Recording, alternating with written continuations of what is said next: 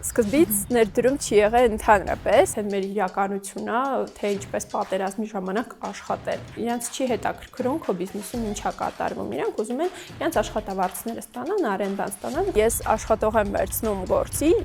չունենալով հնարավորություն իրան աշխատավարձը վարձատրել, իմաստ չկա շարունակել աշխատել, այդպես ինչպես մենք հիմա աշխատում ենք։ Ես չէի ուզում, որ ես լինեմ կամ վատ մամա, կամ լինեմ վատ բիզնեսի ղեկավար։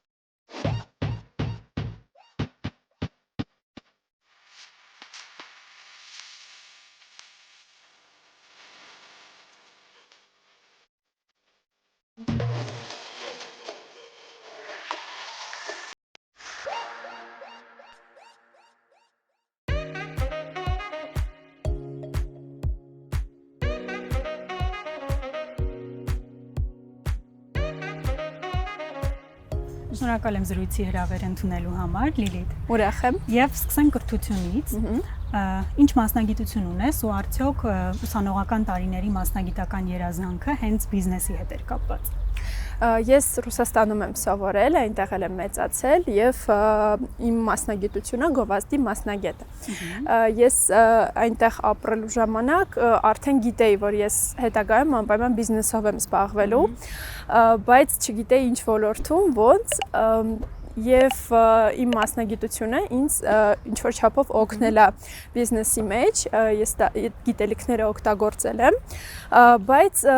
բիզնես ոլորտում միանշանակ այդ գիտելիքները քիչ էր։ Իսկ ճիշտ առաջին բիզնեսն էր քո։ Չէ, ես եւս մեկ բիզնես ունեի, որը կապված էր հենց գովազդի հետ, ինքը կոչվում էր Կրեատիվնա агентство։ Բայց ինքը այդքան էլ հաջողակ չէր, որտեվ ես ի սկզբանե չէի ուզում Ռուսաստանում մնալ եւ այնտեղ հենց բիզնեսը չէի զարգացնում այնպես, ինչպես օրինակ Հայաստանում։ Քո բիզնեսի Just Girls-ի բիզնես մոդելը սոցիալական ցանցերի հիման վրա էր, այսինքն դու վաճառքները անում էիր հենց Instagram-ի միջոցով։ Կհիշես, երբ հասկացար, որ Instagram-ի միջոցով կարող ես ուղիղ վաճառքներ անել, հավաքել հաճախորդների բազա եւ այդպիսով գումար վաստակել։ Ես ի սկզբանե հենց այդպես էի պլանավորում անել, քանի որ բիզնեսը բացելուց ինչ որ մեծ բյուջեներ չունենք եւ ամենահեշտ, արագ ու անվճար տարբերակը հենց եղել է Instagram-ը, այսինքն Instagram-ով փորձել հենց ուղիղ վաճառքներ անել ու օգտագործելով հենց իմ գիտելիքները, ինձ դա շատ ավելի հեշտ է տրվել, քան 18 դեկտեմբեր 2018-ին կարծեմ կոսմետիկայի հատկապես on-line շոփերը այդքան տարածված չէին, հիմա դրանք շատ են։ Կպատնես ինչու հենց այդ ոլորտը ընտրեցիր ու արդեն շարունակելով թե ինչպես կայացրիր դրանց հաջողությունը սոցցանցերում։ 18 թվին, 19 կարենք ասենք արդեն, вообще ուրիշ էր շուկան եւ on-line շոփերի եւ offline ու on-line շոփերը նոր սկսել են զարգանալ, կոսմետիկայի շոփեր մի 2-3 հատ կային, որ արդեն գործում էին, բայց ես որ նայում եմ, ինձ ինչ որ դուր չէր գալիս, ես հասկանում եմ, որ ես կարամ ավելի լավ անեմ ու Նաև օֆլայն խանութները այդքան շատ չէին, այսինքն կային մեծ խանութները, որ արդեն տասնյակ տարիներ գործում են, բայց ժամանակակից հետաքրքիր ինչ-որ կազմակերպություն բրենդ այդպեսին չկար օֆլայն շուկայում։ Եվ այդ հասկանալով ես որոշեցի փորձեմ հենց Instagram-ով սկսեմ աշխատացնել խանութը։ Սկզբնական ինչքան ներդրումով է սկսել բիզնեսը։ Ամենա սկզբից ներդրում չի եղել ընդհանրապես, այսինքն ես աշխատել եմ MVP-ով, որ ես չէի ունենում ընդհանրապես պրոդուկտ, բայց արդեն փորձում էի դա վաճառեի։ Եվ առաջի քայլով ես ուղղակի քաշել էի ինտերնետից որոշ կոսմետիկ միջոցների նկարներ, գցել էի, հորինել էի ինչ-որ մոտավորապես գին, միացրել էի շատ քիչ գումարով տարգետ գովազդ եւ այդպես ես ստացա առաջի մոտավորապես մի 10 վաճառքները, որ եղել է հենց 18-ի դեկտեմբերի նոր տարուց առաջ։ եւ փորձեցի արագ ստանալ այդ ապրանքները, որ այդ 10 պատվերները կարողանայի հաջողացնել տալ միջև նոր տարի, որտեղ շատերը նվերներ էին պատվիրել։ Դրանից հետո, երբ որ ես զգացի, որ պահանջարկը կա, արդեն պատվիրեցի հենց առաջի Պարթյան կոսմետիկայի այդ ստացած գումարով, որը առաջի 10 պատվերներից ստացել էի։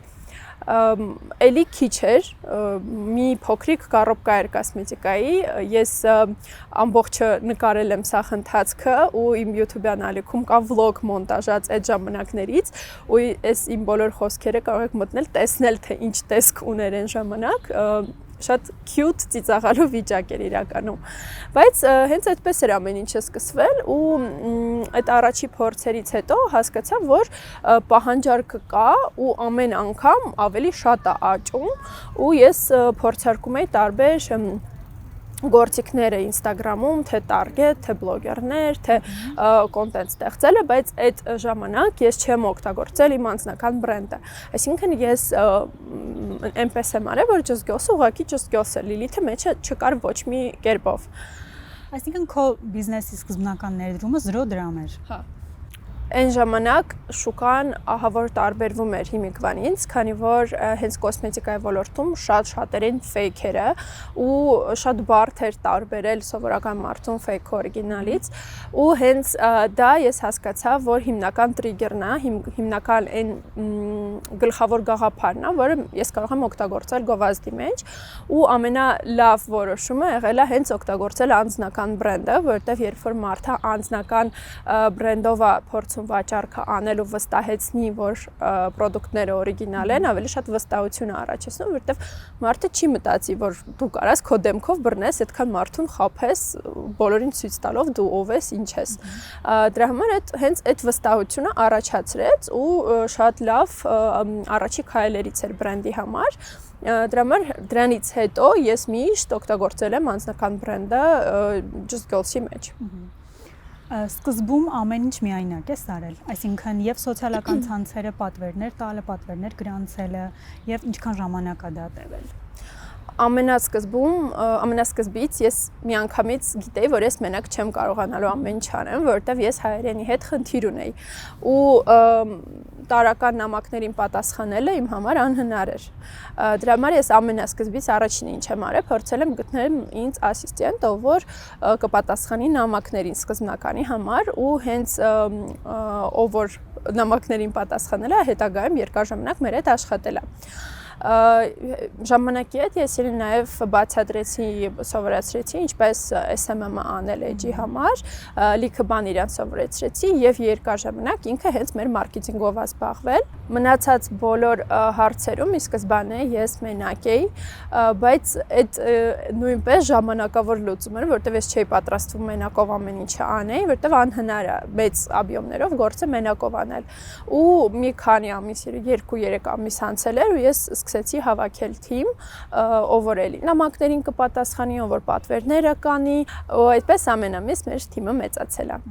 Այսինքն 2-3 ամսվա վաճառքները քեզ հնարավորություն տվեցին արդեն թիմակիցներ ներգրավելու, թե դա քո ներդրումն էր բիզնեսում։ Շատերի սխալը հենց դա է, որ իրանք ի սկզբանե երբ որ բիզնեսը բացում են, մտածում են, որ գումար չունեն, որ հավաքեն թիմ ու սպասում են, երբ գումարը կառաջանա, որ նոր կարողանան ներդրում անեն, բայց գումարը չի էլ առաջանա, եթե դու մենակով ամեն ինչը անես, դու չես կարողանալու ունենալ մեծ ծավալներ։ Դրա համար այդ իմ ներդրումն էր, այսինքն ես աշխատող եմ վերցնում գործի, չունենալով հնարավորություն իրան աշխատավարձատրել, բայց ես գիտեմ, որ ինքը կանի այն աշխատանքը, որը կստեղծի գումարը, որպեսզի ես իրան իր գումարը տամ։ Եթե այդպես չստացվի, ուրեմն կամ սխալ աշխատող ես ընտրել, կամ ինչ որ սխալ է մի բան գնում, բայց այդպես չպետք է լինի։ Պետք է պարտադիր աշխատողը, եթե աշխատավարձ ստանում, ինքը պետք է քեզ այդ գումարը կակ մինիմում բերի, եթե ոչ ավել։ Խոսեցիր մարքեթինգի մասին, ես հիշում եմ, որ հենց ձեր գործունեության սկզբից բավականին մեծ ուշադրություն եք դարձնում SMM-ին, մարքեթինգին, չնայած 2018-ին բիզնեսները այդքան չէին հետաքրքրված մարքեթինգով ու այդքան բյուջեներ չէին տրամադրում, ինչպես որ հիմա։ Կխնդրեմ պատմես ձեր ամենահաջողված մարքեթինգային արշավների մասին եւ ճանաչելիության եւ վաճառքների տեսանկյունից։ Երկուսն էլ կարող ես առանձնացնել։ Այս 5 տարվա մեջ մենք շատ բան ենք արել ու ես ամբողջ անգամ չեմ կարողանում հիշեմ, բայց կպատմեմ իմ ամենասիրված ու ամենաճանաչված գործիք չի, պրոյեկտի մասին, այսպես կոչենք, այդ հենց մեր iSirun հասկացողությունը եւ beauty box-երը այդ գրվածքով Այն ժամանակ 18-19 թվին ընդհանրապես beauty box-երը շուկայում չկային, ոչ մեկ չէր օգտագործում այդ պրիոմը, որ կոսմետիկան դնես սիրուն կարապկայի մեջ եւ այդպես վաճառես։ Եվ երբ որ մենք դա արեցինք, մենք հենց առաջին ենք ու արել ենք դա միանգամից լավ։ Իմ առավելությունը, այսպես կոչենք այն էր, որ իմ պապան ունի իր սեփական տպարանը եւ ինքը միանգամից մեզ տվեց շատ լավ, գեղեցիկ, սիրուն որակյալ բոքսեր ու տենց բոքսեր, տենց որակի Հայաստանում մենք չենք կարողանում ստանալ եւ բերում ենք դա Ռուսաստանից։ Հենց այդ ժամանակվանից այդ պրիոմը շատ հաջողվեց, բոլորը հենց բոքսեր էին ուզում ու 19 թվականի մարտի 8-ին մենք ուղղակի չենք հասցնում ամբողջ թիմով այդ բոքսերը հավաքենք, որպեսզի կարողանանք վաճառենք ու ահա որ արագ սպառվեցին։ Ու այդ գրվածքը iSirun, երբ որ մեր Դիանան, մեր մարքեթինգի թիմի ղեկավարը առաջարկեց iSirun գրենք, ես սկզբից ասացի, չէ, մի տեսակ ոնց որ առանց հարգանք դիմես աղջկան, տենց է հնչում, քանի որ ես տենց շատ լավ հայերենից չէի հասկանում, ասացի կարողա չէ, չանենք, բայց ինքը ասաց, չէ, հակառակը, դա կոմպլիմենտ է, դա շատ սիրուն է, արի անենք, ես որ լավ, դավայ։ Ու այդ այնքանով սիրվեց ու հաջողվեց, որ մինչև ամենավերջի օրը մեր աշխատանքի գրված էր բոլոր տոպրակների վրա iSirun ու մենք միշտ ունեցել ենք iSirun բոքսերը դրա համար կարծում եմ ու ոչ մեկին այդ չէր ձանձրացրել արդեն մենք ենք ձանձրացել բայց հաճախորդները շարունակում էին գնել այդ բոքսերը ու ուրախանում էին երբ որ տենում էին որ տոպրակի վրա iSirun է գրված կարծում եմ որ այդ շատ լավ արշավ էր ու դրանից հետո մենք սկսեցինք նույնը կրկնել քանի որ եթե բիզնեսում ինչ որ մի բանը դու գտնում ես որ աշխատում է որպեսզի ամեն ինչը հաջողվի դու պետքա նույնը մի քանի անգամ կրկնես ավելի մեծ բյուջեներով, ավելի շատ տարբերակներով, եթե գիտես ինչ-որ մի բան է աշխատում է։ Եվ մենք արդեն շատացրեցինք մեր բոքսերի տեսակները, քանակները, տարբեր գրվածքներով, տարբեր իդեաներով, ու այդ ամեն ինչը չի եղել ուղղակի բոքսի վրա լոգո, ուղղակի, չգիտեմ, տվյալներ, այլ միշտ եղել է ինչ-որ մի իմաստով։ Մեր հաջորդ նույն շատ հաջողված արշավը եղել է Սեր դեպի քեզ, որը իր մեջ ոչ միայն բոքսեր կային, այլ մենք առանձին սոցիալական պրոյեկտ ենք ստեղծել, ստուդիոյում վիդեո ենք նկարել, բացատրել ենք ինչ է նշանակում սերը դեպի քեզ, ինչ պետք է անես այդ արշավի շրջանակներում, կոչ ենք արի աղջիկներին, challenge ենք ստեղծել, որ տարբեր բաներով իրանք մասին մինչև վերջ մենք այդ արշավը օգտագործել ենք, այսինքն մենք այդ պրիոմներով շարժվել ենք առաջ։ Ну, նաև ֆինանսապես իրանք նույնպես հաջողակ են, որտեղ մարդիկ միշտ այդ բոքսերը գնում էին, ինչ գնով են մենք վաճառենք։ Իհարկե, համ բոքսերն են ուղակի գնում դատարկ տուփերը եւ ոչ կոսմետիկայի մեջ դնում, այլ ինչ որ ուրիշ բաներ գնում էին տարբեր տեղերից, հավաքում էին, նվիրում էին այդ բոքսով, այնքան այդ բոքսը իրենց դուր էր գալիս։ Եվ իհարկե բոքսով կոսմետիկա են գնել մեր խանութից, ու դա նույնպես վաճառքները մեծացնում է։ Իսկ գովազդային այդ product-ի գովազդային արշավը միայն սոցիալական ցանցերով է կարել։ Հիմնականում հա։ Օֆլայն գովազդ մենք այդպես չենք ունեցել, աշխատել ենք ամբողջովին օնլայն եւ հիմնականում սոցցանցերում։ Ամբողջ գործունեության ընթացքում օֆլայն գովազդ չեք ունեցել։ Օֆլայնը մենք ունեցել ենք միայն point of sale խանութում, ինչքանով որ կարողացել ենք վիտրինաներն ենք օգտագործել, ինչ որ ներսի հատվածներում պաստառներ եւ այդքանը։ Ոչ մեկին չնեղացնենք։ Չէ, չենք նեղացնում, նորմալ։ Ես հավես չունեմ կռվեմ ոչ մեկի հետ։ Բայց Հայաստանում շատ մենտալիտետը տենց է, էլի, որ մի բան խոսած, ոչ մի քիչ նեղացնենք։ Ու դրսում նայում ես մարքեթինգում ինչա կատարում սպանում։ Լսի, իրականում ունեցա, որ ես որ շատ եմ խոսած է թեմաներով, որ մեր իդեաները տանում են ու օգտագործում են տարբեր կազմակերպությունները։ Իմ բլոգում, հա։ Ու դրանից հետո բոլորը մտածում են, որ ես մեծամիտ եմ, որ ես կոնֆլիկտային եմ, բայց ես այդպես մարդ չեմ, զուտ։ Իմ թիմը աշխատում է, իրանք ինչ որ բաներ են հորինում։ Այդ մենք օգտագործում ենք, այդ բոլորը գիտեն, որ մերն է, մեկ էլ մարդ է գալիս, էդի ես պրոստը պաշտպանում եմ մեր սահմանը, որ մերն է, всё, այդքան բան։ Դրան հեղինակային իրավունքներով կարող պաշտպանել այդ դեպքում, որ խնդիր չունեն։ Մեր լոգոն օրինակ գրանցած է, որտեղ մեր լոգոն էլ են օգտագործում։ Ասենք խի։ Բայց օգտագործում են ինքը պաշտպանված է, մենք կռիվ ենք անում ստաբիլ տարին մի երկու անգամ, բայց դե Օրինակ այդ այս սիրուն արտահայտությունը չգիտեմ ինչքանով հնարավոր կլիներ հեղինակային իրավունքներ պահել իրա, որտեղ հայոց լեզվի բառակապակցություն է, բայց դե հիմա մենք մեկին մեկ նույն արշավը տեսնում ենք ամենուր։ Հետաքրքիր բան ասեցիր, փոքր բյուջեով մեծ մասշտաբներ ու ինչքան խոսեցինք այս ընթացքում բիզնեսի մասին, քո բիզնեսի ոնց որ ֆենոմենն է արդեն, փոքր բյուջեով մեծ մասշտաբներ։ Ինչ ես կարծում, որտեղ ես հաջողում, որ քեզ մոտ ստացվում է դա, քանի որ հիմա շատ բիզնեսներ ծախսում են ահռելի գումարներ, բայց մասշտաբներ չեն ունեն։ Այստեղ իհարկե ինձ օգնում է իմ գովազդի մասնագետի մասնագիտությունը, որ ես գիտեմ, թե ոնց դու պետք է օգտագործես գովազդային բյուջեն եւ ինչ արդյունքների սպասես։ Դրա համար ինձ շատ բարդ խաբել է, այսպես ասած, խոսք տալ, որ մենք թույն արդյունք քեզ կտանք, ու մեզ այսքան փող է պետք։ Ես այդպես բաների շատ դժվար եմ հավատում։ Երկրորդը այն փաստը, որ մենք ի սկզբանե չենք ունեցել մեծ բյուջեներ եւ փորձում ենք ամեն ինչ անել մաքսիմալ քիչ բյուջեներով եւ մենք այդպես սովորել ենք եւ եթե մենք արդեն գիտենք ոնց դա անել քիչ բյուջեով, ինչի համար մեզ ծախսել մեծ բյուջեներ եւ ունենալ մեծ մասշտաբներ։ Եվ երրորդ փաստը այն է, որ մի քիչ մարքեթինգից եթե հերվանանք, նայենք խանութի աշխատանքին, մենք միշտ խնդիր ունենք, որ մեր տեսականին պակասություններ տալիս, միշտ ինչ-որ մի բան մեզ մոտ վերջանում էր։ Եվ երբ որ մենք գովազդ ենք անում, օրինակ վերջի օրինակներից մեկը ես վիդեո էի նկարել սպոնժիկների մասին լվացվելու եւ այդ վիդեոն մոտ 500,000 դիտում էր հավաքել լրիվ անվճար էսպես ասենք ոչ մի գումար չեմ ծախսել մենակ իմ ժամանակը այդ վիդեո նկարելու համար եւ վիդեոյի տակ մոտ մի 200-300 կոմենտներ կան պլյուսիկներով որ մարդիկ այդ սպոնժիկն են ուզում այն դեպքում որ մեր խանութում այդ սպոնժիկից 30 հատ էր հաջորդ օրը վիդեոն տեղադրելուց հետո հաջորդ այն մյուս օրը ամբողջությամբ սպառվեց եւ հետո ամիսներ շարունակ մարդիկ գրել են ու ուզել են դա գնել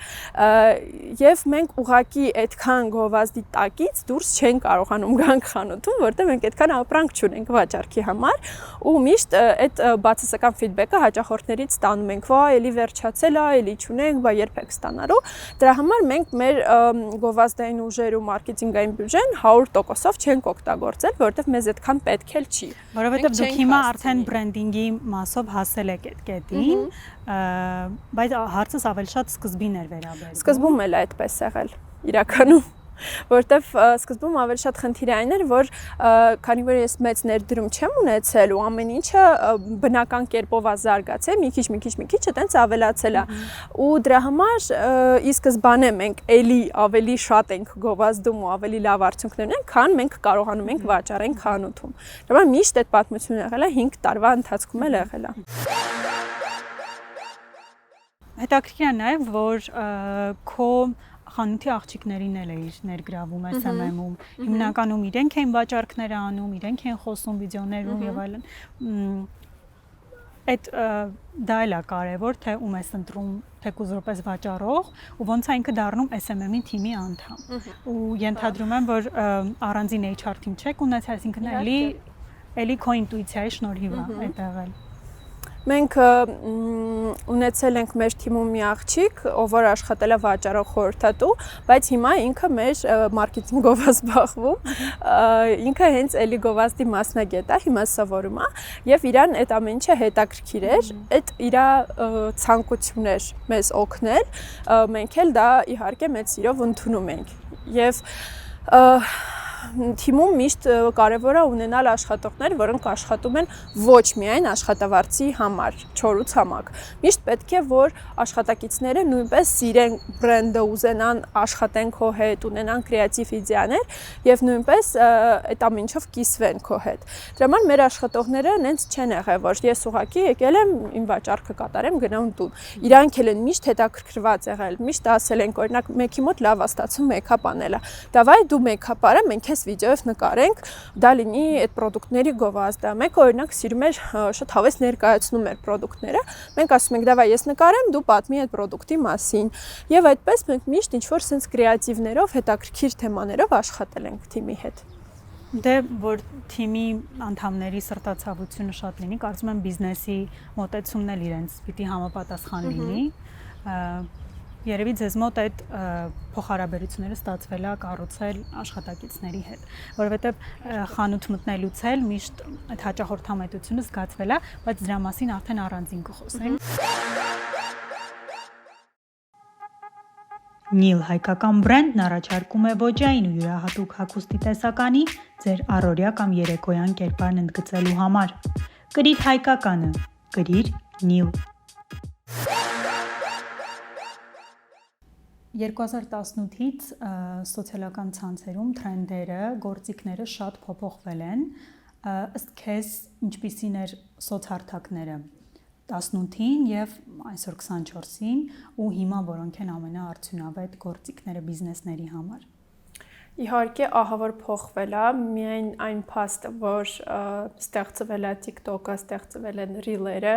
ահա որ ազդել է բիզնեսների վրա, շուկայի վրա։ Երբ որ մենք նոր ենք սկսում, մեր հիմնական տարբերակը աշխատելու այդ անել նկարներ, աշխատում ենք եւ ֆոտոգրաֆների հետ, եւ դիզայներների հետ, փորձում ենք մաքսիմալ հետաքրքիր կրեատիվներ ստանանք, բայց հիմա ամբողջությամբ փոխվել է ալգորիթմները եւ հիմա հիմնականում մենք փոստում ենք վիդեոներ, ստեղծվել է հենց TikTok-ը, ստեղծվել է Reel-երը, որոնք հիմա մաքսիմալ լավ են աշխատում եւ հիմա մենք օգտագործում ենք այդ բիզնեսի համար անելով կարճ վիդեոներ, որտեղ հենց կարճ տարբերակներն են լավ աշխատում եւ փորձում ենք մաքսիմում 30 վայրկյանվա մեջ փորձել պատմել պրոդուկտի մասին հնարավորինս շատ բան, որպեսզի գրավենք հաճախորդի ուշադրությունը եւ կարողանանք դրա միջոցով վաճառք անենք։ Նաեւ եւ 18-ում եւ հիմա մենք տարգետ ենք իհարկե օգտագործում։ Տարգետը շատ բիզնեսները, անհատներն էլ, չգիտեմ, խի արհամարում են, չեն օգտագործում, չնայած շատ արդյունավետ գործիք է ինքը ու անգամ չունենալով տարգետոլոգ, ինչ-որ տեստեր, բան չանելով, ուղղակի հրապարակման տակը բուստ կտոպկայով կարելի է շատ լավ արդյունքների հասնել եւ քանի որ շատերը դա չեն օգտագործում, շուկան ազատ է եւ անպայման այդ գործիքը եթե փորձարկեք, լավ արդյունքները հաստատ կտեսնեք։ Ինչքան ավելի շատ մարդ սկսի նույն տարգետը օգտագործել, այդքան ավելի դժվար է լինելու արդյունքը ստանալ։ Լավ արդյունք ցածր արժեքով։ Բայց հիմա կարծում ես որ չեն օգտագործում։ Այդքան շատ չէ։ Ինչքան իմ կարծիքով ցանկացած բիզնեսը կապ չունի փոքր շոփա, թե մեծ ամբողջ Հայաստանով հայտնի կամպանիա պետք է օգտագործի տարգետ, բայց թե շոփերը, թե մեծ կամպանիաները ոչ նրանք ոչ բոլորն են օգտագործում։ Եվ ինձ թվում է դա սխալ է, անպայման տարգետը պետք է օգտագործել, որովհետև շատ մեծ արդյունքների է բերում, էլի ցածր բյուջեով։ Եվ դե իհարկե ինֆլուենս մարքեթինգը 18-19 թվին բավականին քիչ են բլոգերները եւ շատ բարդ էր ինչ-որ մեկին գտնել, ում հետ կարողանաս աշխատես, բայց ինչը լավ է, որ հիմա շուկան զարգացել է, բլոգերները շատացել են եւ բիզնեսներին ավելի հեշտ է այդ տեսանկյունից գտնել բլոգեր։ Քեզ թվում է արդյունավետությունը դրանից չի նվազել, բլոգերները շատ են, հիմնականում գովազդներ են իրենց էջերում ու արդեն մարդիկ շատ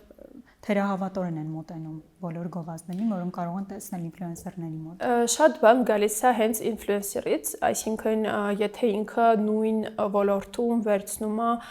գովազդ, օրինակ մի շաբաթվա կտրվածքով կարա երկու կոնկուրենտ գովազդի, իհարկե հենց այդ ինֆլուենսերը չի առաջացնում վստահություն, որովհետև դու երեք ասում ես, որ դու եղունգները այս մի մասնագետի մոտ ես սարքում, այսօր ասում ես, որ այս մի մասնագետի մոտ ու երկուսն էլ շատ լավն են ու երկուսն էլ քո սրտի մատնահարդար են, բայց այդպես չի կարող լինի, որովհետև բոլորս գիտենք, որ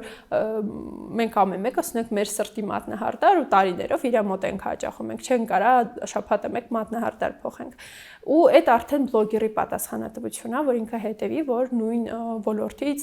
տարբեր մարդկանց կարճ ժամանակահատվածում չգովազդի։ Էլի գովազդ անելը դա всё-таки մասնագիտություն է, եւ եթե բլոգեր անում է գովազդ, իհարկե ինքը գոնե մինիմալ պետքա հասկանա ոնց դա ճիշտ անել, ոնց չկորցնել վստահությունը աուդիտորիայի։ Դրա համար արդյունավետությունը արդեն պետքա անալիզ անի հենց բիզնեսը, երբ որ ուզում է գովազդ տեղադրի ու հասկանա արդյոք արժի այդ բլոգերի հետ աշխատել թե ոչ եւ արդյոք ակտուալ է այդ բլոգերի էջում այդ գովազդը, որտեղ օրինակ ինձ որ դիմում են գովազդի համար, եղել են դեպքեր, որ լրիվ տարօրինակ ոլորտներ են, որ ինձ вообще բնորոշ չի, օրինակ ներքնազգեստ, որը շատ սենց ինչ-որ բաց է ու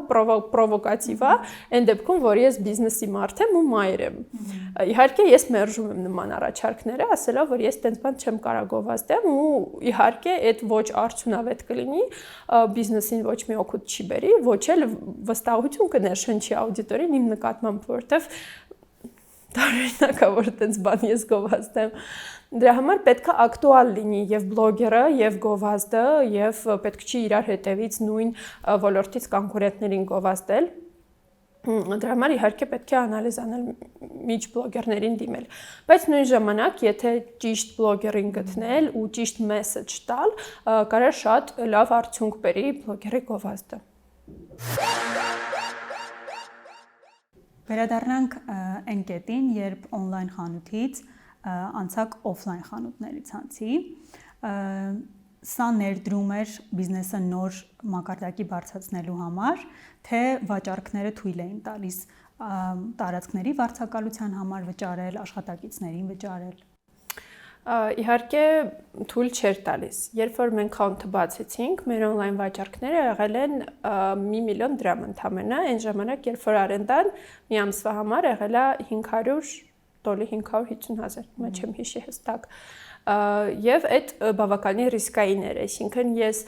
խանութը բացելով նույն կերպ ինչ որ երբ որ աշխատողներին է ընդունում, չունեի գումար, որպեսզի եւ վճարեմ արենդան, եւ վճարեմ աշխատավարձները եւ մնացած ծախսերը։ Բայց ես ունեի այդ աճի զգացողությունը, ես զգում էի ինչքան ավելի շատ են մեր հաճախորդները պատրաստ գնումներ կատարեն, քան մենք այս պահին անում ենք։ Ես այդ համ տեսնում էի, համ զգում էի ու դրա համար ես այդ ռիսկի դիմել էի։ Իհարկե ես հասկանում եմ, որ կարող է ոչ մի բան չստացվի ու ես շատ արագ փակվեմ։ Բայց փորձել ամեն դեպքում արժեր։ Հատկապես, որ մենք առաջի խանութը բացելուց իհարկե աշխատում ենք մաքսիմալ քիչ ներդրումներով բացել ու մաքսիմալ հասարակ ենք սարքել, անգամ եթե ինչ-որ մեկը կհիշի մեր ամենաառաջի խանութը բացման ժամանակ խանութի կեսը ստենդերը կային ու ապրանքը դասավորված էր, մյուս կեսը պրոստը դատարկ պատ էր, որովհետև ես դեռ չունեի ոչ ապրանքը տեղ դնելու, ոչ էլ կարիք չկար, որովհետև շատ քիչ էր տեսականին։ Բայց ժամանակի ընթացքում մենք շատ արագ մի քանի ամսվա մեջ ամբողջը լցրեցինք եւ ստենդերով եւ ապրանքներով։ Դրա համար միշտ չի, որ հենց պետքա վաճառքներով այդ ամեն ինչ արվի, մեկ-մեկ լինում է, որ հենց պետք է ռիսկի դիմել։ Ու արդեն քանի ամսում կարողացար երկրորդ մասնաճյուղը բացել, երրորդը բացել։ Մարզերում ընդլայնվել, այդ շատ հետաքրքիր։ Իրականում ամեն ինչը այդքան գեղեցիկ ու հեշտ չի, ինչքան հիմա հնչում է, որովհետև մենք առաջի օֆլայն խանութը բացել ենք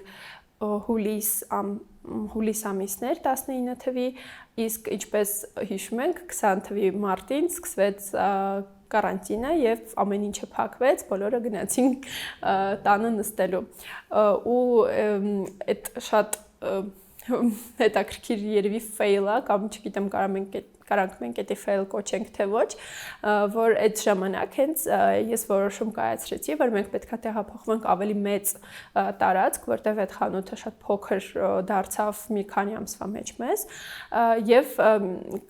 լոկդաունից մի քանի օր առաջ ես վերցնում եմ նոր տարածքի բանալիները, տալիս եմ 3 ամսվա կանխավճարը, որը իրականում անգամ ես չունեի, ես բարդքով էի վերցրել եւ արդեն պլանավորում ենք մեր տեղափոխվել այդ ավելի մեծ տարածքը ու ամեն ինչը փակվում է, կանգնում է եւ ստոպ է լինում 2 ամսով շատ բարդ էր ինձ այն ժամանակ այդ անցնել դրա միջով, որտեվ նոր դու սկսում ես զարգանալ, նոր բիզնեսդ աճում է, ինչ որ հետաքրքիր բաներ ես մտածել, որ պետք է հեսա անես ու սաղ ստոպ է լինում, բայց նույն ժամանակ ոչ մեկ ստոպ չի արել քո արենդաները, քո հարկերը, քո աշխատավարձները նոր սկսած բիզնեսի համար։ Այդ կատաստրոֆա էր։ Ես մինչև հիմա չգիտեմ ես դրա միջով ոնց եմ անցել, ոնց եմ տակից դուրս եկել ու շարունակել եմ բիզնեսը վարել, բայց մենք այդ անցանք դրա համար այն պլանները, որ ես ի սկզբանե գծել էի, իհարկե այդպես չեղավ ու ժամանակի հետ շատ արագ ամեն ինչը փոխեցի պլանների մեջ իհարկե ես նախատեսում եմ, որ մենք պետք է բացենք մի քանի մասնաճյուղ Երևանի տարածքում ու այդ բոլոր մասնաճյուղերը հենց ես եմ բացելու ժամանակի ընթացքում, բայց հետո հասկացա, որ ամեն մի մասնաճյուղը ներդրում է պահանջում, որը ես կրկին չունեի այդ տիպի մեծ ներդրումներ եւ որոշեցի, որ մենք կարող ենք զարգանալ հենց ֆրանչայզինգի միջոցով, այսինքն գտնել գործընկեր, ով որ պատրաստ է ներդրումը անի եւ բացի խանութը, այդ խանութը լինելու է այդ մարդուն, մենք ուղղակի մեր կողմից ամեն հարցով իրան օգնում ենք եւ մատակարար ենք ապրանքների, տալիս ենք մեր անունը, մեր լոգոն, մեր բոլոր սկրիպտերը, սովորեցնում ենք աշխատողներին եւ այլն եւ այլն, եւ հենց այդ ծրագրով մենք սկսեցինք զարգացնել մեր մնացած մասնաճյուղերը, սատվեցնել սաղ ընթացքում ես ունեցել եմ մի մասնաճյուղ։ Ու երբ օֆլայն խանութների ցանցը բացվեց, արդեն այստեղ գալիս էր հաճախորդի հետ ուղիղ շփվելու խնդիրը, շատ այլ խնդիրներ, որոնք դուք on-line շփումների ժամանակ միգուցե չէիք ունեցել։ Ես քանի որ օգտվել եմ ձեր խանութներից, առնչվել եմ, շփվել եմ, նկատել եմ, որ հենց 19-ից, 20-ից, երբ որ դուք աշխատում եք օֆլայն, արդեն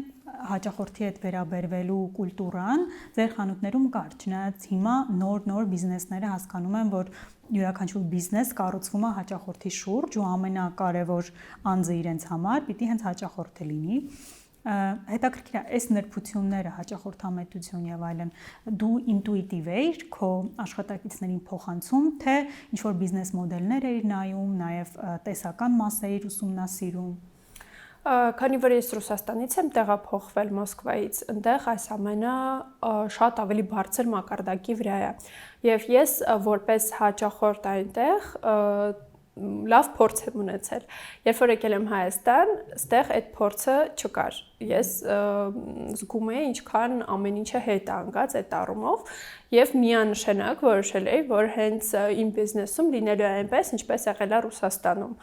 Ու քանի որ այստեղ ոչ մեկ այդպես չէր անում, շատ ավելի հեշտ էր աչքի ընկնել, ցույց տալ ով ես դու ու գրավել հաճախորդներին, դա շատ հաճելի էր հաճախորդին, երբ որ իր մասին իրոք մտածում էին քո խանութում, իսկ ուրիշներում ոչ։ Ես դա արել եմ եւ ինտուիտիվ եւ հասկանալով, որ դրա կարիքը կա, բայց չունենալով նման փորձ կամ նման գիտելիքներ, նաեւ ուսումնասիրել եմ տարբեր կուրսեր, տարբեր, չգիտեմ, գրքեր, ինտերնետում ստատյաներ ու այդ ամեն ինչը օգտագործել եմ հենց արդեն իմ բիզնեսի մեջ, սովորացնելով աշխատողներին։ Ինչն էլ նաեւ շատ կարեւոր է, որ ես ինքս շատ ժամանակ եմ անցկացրել սկզբնական շրջանում խանութում, ինքս եմ փորձել սպասարկել, որ հասկանամ այդ նրբությունները եւ կարողանամ աշխատողներին դա սովորացնել։ Պատվերների հետ պանդա կոնֆետներ եք դնում, հիշում։ Խոսեցինք դժվար փուլի մասին, բայց չխոսեցինք ոնց անցար այդ փուլի միջով ու ոնց պահեցիր բիզնեսը պատերազմից ու կորոնայից հետո։ Իրականում դժվար փուլը սկսվեց, բայց չվերջացավ։ Ամեն տարի ինչ որ մի բան եղավ, ինչը որ հավասարը չափ էր կորոնային, անգամ ես հիմա կարամ ասեմ, որ կորոնան դա вообще դժվարություն չէր։ Կորոնայից հետո ոնց որ նոր խելքի եկանք, սկսվեց պատերազմը։ Պատերազմը եղավ եւ հաջորդ տարի, եւ այլ մյուս տարի, եւ այդ արդեն մեր իրականությունն է, թե ինչպես պատերազմի ժամանակ աշխատել։ Նաև շատ շուկայի վրա ազդել էր այն ամեն ինչը Ռուսաստանում է կատարվում, քանի որ մենք ուղիղ Ռուսաստանի հետ ենք աշխատում, մեր ներմուծումները Ռուսաստանից ենք անում, կուրսի տատանումը, երբ որ մի օր դու արթնանում ես եւ այն արժեքը, այն գինը, որը քո համար եղել է մանրածախ գին խանութում, դառնում է քո մեծածախ գինը, որովհետեւ կուրսը ահավոր էր։ Ու դու ինչ որ մի բան պետք է անես, ու դու չես կարող բացատրես հաճախորդին ոնց է որ 3 ինքը այս տուշը առել է 3000 դրամով, ու հիմա այդ նույն տուշը խանութում 6000 դրամ է, խինք պետք է ավել վճարի, այդ էլ է շատ բարդ։ Իհարկե ամեն ինչը բիզնեսի վրա ազդում է, եւ ինձ թվում է ցանկացած բիզնեսում է այդպես, այդ ոնց որ դրությունն է, եթե դու ուզում ես զբաղվել բիզնեսով, ամենասկզբից ընդունի, որ այդպես է լինելու։ Չի լինելու, որ ինչ որ դժվար ժամանակներ են հիմա, բայց կանցնի, կտատանվի, կլուծվի, ոչ, միշտ էլ այդպես է լինելու։ Դու պետքա հոգեպես էլ, ֆիզիկապես էլ միշտ պատրաստ լինես, ինչ որ մի բանի հետ, մի բանի դեմ պայքարես։ Ու արդեն փորձ ունենալով, ես նախ այդքան ստրես չէի տանում ամեն մի այդ կրիզիսի ժամանակ, արդեն պատրաստ էի, գիտեի, որ անիմաստ է հիմա ոչ լացել, ոչ կորալ, ոչ ներվայնանալ, պետք է որոշումներ կայացնել։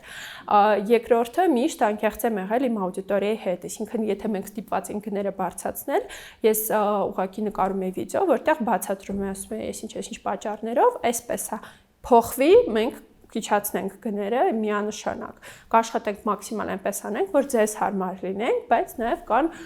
հանգամանքներ, որ դու չես կարող այդ ուղղակի էժան գին։ Բայց բնականաբար վաճառքները իհարկե տուժում էին այդ պահին, որովհետև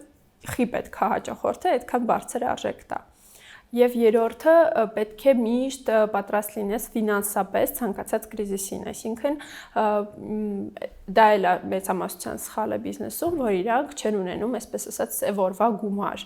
Այսինքն քո աշխատողները, քո հաճախորդները իրենց չի հետաքրքրում քո բիզնեսում ինչ է կատարվում։ Իրանք ուզում են իրենց աշխատավարձները ստանան, արենդան ստանան կամ քո մատուցած ծառայությունը կամ ապրանքը ստանան։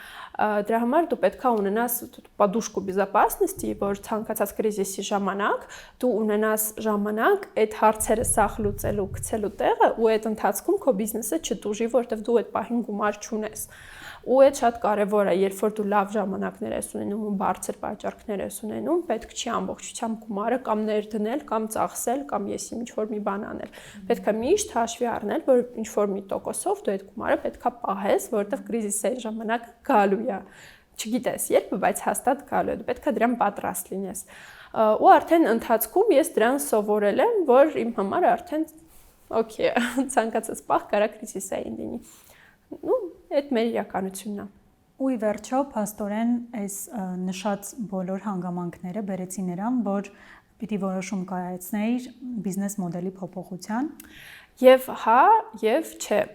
Չնայած նրան, որ լիքը խնդիրներ ունենք բիզնեսի մեջ այս տարիների ընթացքում, բայց մենք մեկը ունեցել ենք վաճառք, բավականին լավ վաճառքներ ենք ունեցել, հետևելով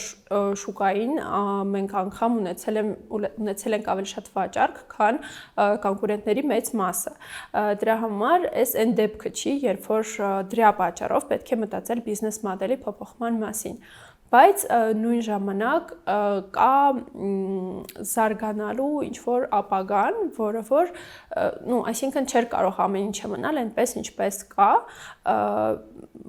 պետք է անպայման ունենալ ինչ-որ ծրագիր 3 տարվա, 5 տարվա համար, ապագայի համար, եւ այդ ծրագրի մեջ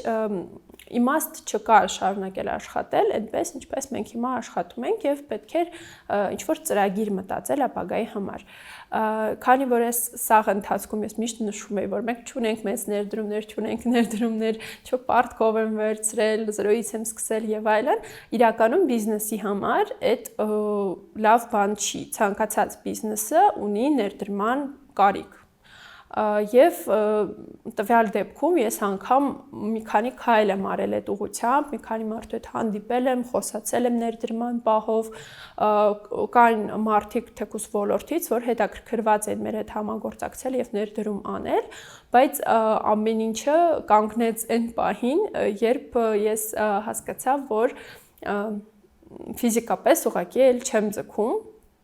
անցնել այդ ստրեսերի միջով, իսկ ներդրում ունենալով դու պատասխանատվություն ես կրում ներդրողի դեմ եւ շատ սխալ կլիներ իմ կողմից ինչ որ մարդուն այսպես ասած խափել, վերցնել մեծ գումար, ներդնել բիզնեսի մեջ, խոստալ, որ ամեն ինչը կաճի կզարգանա, բայց նույն ժամանակ չունենալ ոչ ֆիզիկապես, ոչ հոգեպես ուժ, որ այդ ամեն ինչը կառավարեմ։ Այստեղ նաև ազդեցություն ա ունեցել իմ երկու հղիությունը եւ երկու երեխաները, որոնք որ իրար հետևից են եղել եւ մամաները, ովքեր որ երկու երեխա ունեն նույն տարիքի կհաստատեն, թե մենակ դա արդեն full time job է, դաժե ոչ թե 8 ժամորական, այլ 24 ժամորական եւ համատեղել դա բիզնեսի հետ բավականին բարդ է։ Ռուսերենում ասում են на двух стульях не усидишь, կամ ընդեղ ավատ լինելու, կամ ստեղ ավատ լինելու։ Իսկ ես չէի ուզում, որ ես լինեմ կամ վատ մամա, կամ լինեմ վատ բիզնեսի ղեկավար։ Դրա համար պետք է որոշում կայացնել եւ ինչպես ասեցի արդեն նենց ոնց կար չէր կարող մնալ, իսկ ներդրումներ վերցնել ու չձգել պատասխանատվությունը ես չէի ուզում։ Հենց դրա համար ես որոշում կայացրեցի, որ պետքա բիզնես մոդելը փոխեմ ու աշխատեմ լրիվ ուրիշ պրինցիպով եւ խանութները փակեմ։ Խանութները փակվեցին, բայց ջստի հաջողությունը արդեն կայացած էր, որովհետեւ բրենդը կայացած էր, մարդկանց համար ճանաչելի էր, նույն գույնի մասով որ խոսեցինք։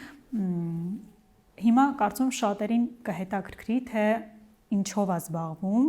հիմա Just-ը եւ ինչ կոնկրետ ուղղություններ ունի որպես բիզնես։ Տվյալ պահին մենք Just-ը օգտագործում ենք, Just-ի edge-ը օգտագործում ենք որպես ակտիվ եւ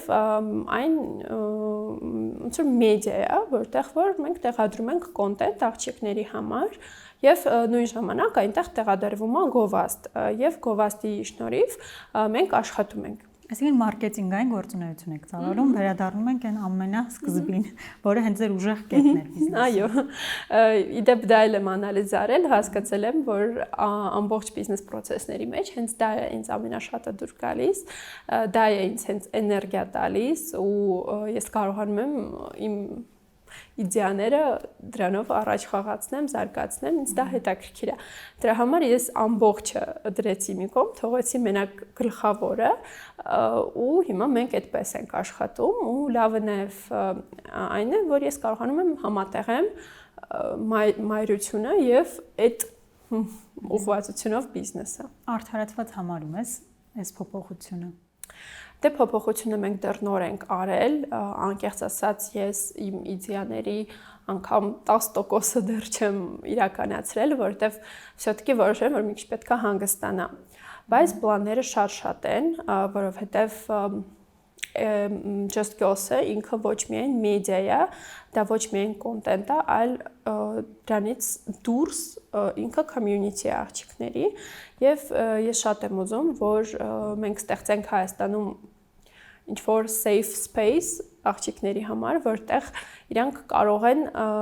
տեսնել հենց պատճառ կան իրար ու դրա համար մտածում եմ նաև օֆլայն ակտիվությունների մասին, հանդիպումների մասին, մաստեր կլաս դա լինի կամ ինչ-որ հետաքրքիր իվենտ։ Փորձ ունեք, չէ՞, կարծեմ անում եք ինչ-որ միջոցառումներ, այդ էլ է մարքեթինգային հետաքրքիր քայլերից։ Հենց էտա որ փորձը ունեմ, դրա համար կարծում եմ, որ կստացվի։ Ուղղակի դրա համար որոշակի ուժ է պետք եւ ժամանակ ժամանակ, որը այս պահին ես չունեմ, բայց վստահ եմ մի քիչ ժամանակ անցնի, ես կվերադառնամ այդ ամեն ինչին եւ դեռ շատ եք լսելու Just Girls-ի հավաքույցների մասին, դրա համար դեռ չեմ կարող ասել արդարացված է թե ոչ, կերևա ժամանակի հետ։ Բիզնեսում բավականին հետաքրքիր ճանապարհ ես անցել, ամփոփիչ հարցն եմ ուզում տալ, քո ամենակարևոր խորհուրդը գործարարից երազողին, այսինքն մարդու, ով մեծ երազանք ունի բիզնեսի հետ կապված։ Ոչ բոլորի մոտ բիզնեսը կարող է հաջողվի, ոչ բոլորի մոտ կարող է ստացվի, բայց բոլորը պետք է փորձեն։ Եթե կա մտքին ինչ-որ մի բիզնեսով զբաղվել, թեկուզ փոքրիկ, թեկուզ սկսնակ, պետք է պարտադիր դա անել, պետք է պարտադիր փորձել, որովհետև կյանքում չգիտես ինչով դա կվերջանա, ես երբ որ սկսել եմ, չգիտեի, որ այսպես է լինի, հա, ես պլանավորում էի օֆլայն խանութների ցանց ունենալ, բայց ես չէի պատկերացնում, որ հենց այսպես ամեն ինչը կստացվի։ Եվ շատ դեպքերում հենց ռիսկի եմ դիմել։ Դրա համար հաստատ արժի փորձել, հաստատ արժի ռիսկի դիմել, հաստատ չարժի մտածել, թե կողքինդ ինչ կասի, թեկուզ կարող է քո մոտ չստացվի, գալու են, ասելու են, դա որ ասում ենք, չէի լսում, բիզնեսը քոնը չի գնա քո տեղը նստի, ասելու են հաստատ, բայց այդ ոչ մի բան չի փոխում։ Մեկը արժի հաստատ փորձել, դիմել ռիսկի, ինչ-որ քայլեր անել, եթե ստացվի, շատ ավելի լավ, եթե չստացվի, ոչինչ, կարող է այս մի իդեան հաջողակ չէ, փորձեք նորից, դուք իմանաք, որ դուք ձեր երազանքի համար ամեն ինչ արել եք։